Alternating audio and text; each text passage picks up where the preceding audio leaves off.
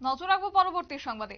নেশা বিরোধী অভিযানে এবার সাফল্য এলো সিধাই থানার পুলিশের এবং গোপন খবরের ভিত্তিতেই তাদের এই সাফল্য বলে যেমনটা জানা গেছে। তবে গতকাল গভীর রাতে সিধাই থানার অফিসার ইনচার্জ মঙ্গেশ পাটারের কাছে একটি গোপন সংবাদ আসে। বরকাঠাল এলাকায় ছোট কোটনায় কান্তামণি দেববর্মার বাড়িতে শুকনো গাঁজা স্টোর করা আছে বিপুল পরিমাণে। তারপরে সিধাই থানার ওসি মঙ্গেশ পাটারি হেজামারা স্থিত 124 ব্যাটালিয়ন সিআরপিএফ কে সাথে নিয়ে যৌথ অভিযান চালায় এবং অভিযানেই কান্তামণি দেববর্মার বাড়ি থেকে প্রায় 280 কেজি শুকনো গাঁজা উদ্ধার করা হয়েছে।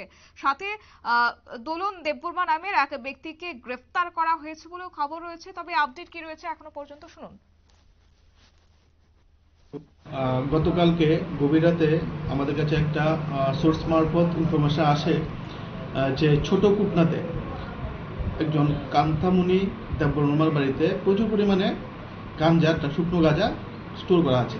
তো সেই অনুযায়ী আমরা আমাদের হেজামারা সিআরপিএফ এবং বিএসএফ যৌথ অভিযান আমরা চালাই ওই বাড়িতে, এবং বাড়িতে গিয়ে আমরা কান্তামণি দেববর্মাকে পাইনি, কিন্তু ওর বাড়িতে দুলন দেববর্মা বলে একজন লোক ছিল, আমরা ওকে পাই এবং ওর কাছ থেকে ওই ঘর থেকে আমরা প্রায় প্রচুর পরিমাণ আনুমানিক 280 কেজি শুকনো গাঁজা আমরা উদ্ধার করি।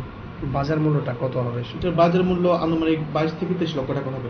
যাকে আপনারা আটক করেছেন উনি কান্তা কি হয়? আমরা যতটুকু খবর পেয়েছি, কান্তামণি দেববর্মার মেয়ের জামাই দুলন দেববর্মা।